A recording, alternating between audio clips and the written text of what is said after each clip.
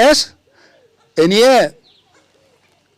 እንትን ስጋው ደሙ ልቀበል ነው፣ ስጋው ደሙ ከመቀበል በፊት 5000 ብር አምጣ። ይሄ ምንድን ነው? ሌባ ኖር ነው እንዴ? ክርስቶስ እንደ ይሁዳ 100 ጊዜ ልሸጠው 100 ሰው ቢቆርብ እኮ የሰውዬ 100 ጊዜ እየሸጠው ነው። ሰው ለመቁረብ ብር አይከፍልም በፍጹም።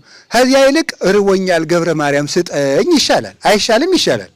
እርቦኛል፣ ቸግሮኛል፣ ጤፍ ግዛልኝ በል ተራበህ።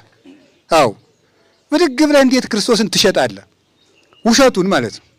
ይቺ ከንትን ከገዳም አባቶች የጸለዩባት ናት። የነማን ገዳማት ናቸው? የወዴት ገዳም ነው? እንዲያው ይህ ማጭበርበሪያ ነው። ራሱ የተሰወሩ አባቶች የጸለዩባት ነው። ይችን ላንተ ብዬ ይችን ላንቺ ብቻ ብዬ ቀንሸን ያኖርኩልህ የሚል ሌባ ነው። ይሄ ሞላጫ ሌባ ነውር ነው። እንደዚህ ያለ ነገር አትስሙ። እውነቴን ነው የምነግራችሁ ማለት ነው። እንደዚህ እያደረገ ቅባ ቅዱስ የሚሸጥ ይሄ ሌባ እንደ አፍኒንና እንደ ፊናስ ያለ የእግዚአብሔርን እየቀነሰ የሚበላ የሚያጭበረብር።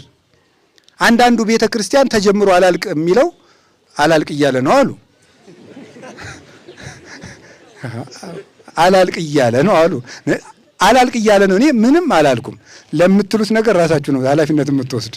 ይሄ ሌብነት ከእግዚአብሔር ገንዘብ አንዲት ጠጠር የወሰደ ሰው እንኳን ወዮለት ነው የሚለው።